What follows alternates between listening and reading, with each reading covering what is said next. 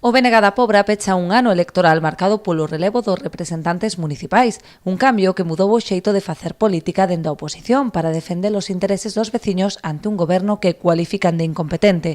O último pleno extraordinario celebrado a pasada semana é para os nacionalistas unha mostra máis da falla de previsión. A convocatoria do POS foi aprobada in extremis tras varios recesos nos que finalmente o Executivo aceptou a solicitude do BNG de dotar de partida orzamentaria o proxecto de construción de vestiarios e mellora das condicións de traballo dos mariscadores. O que non pode ser é que plans como o POS, o remanente que todos os anos se leva no Concello todos os anos, non é unha subvención que xurde puntualmente, non? Que non se manexen datas, o sea que xa con antelación xa se saben as datas que son necesarias para aprobalos. A parte na Diputación o POS aprobouse creo que en outubro, a finais de outubro.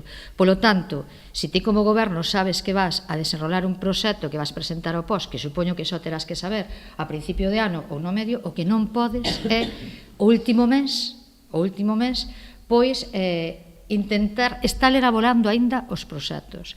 Aínda que desta volta imperou o diálogo e o consenso, o BNG teme que a improvisación volva a ter consecuencias negativas no devir da vida municipal. Refírense concretamente á aprobación da conta xeral que xa foi convocada fora do prazo legal. Non podes aprobar as contas do Concello porque xa incumples o proceso legal, según a lei, entendes? Entonces, que vai traer isto?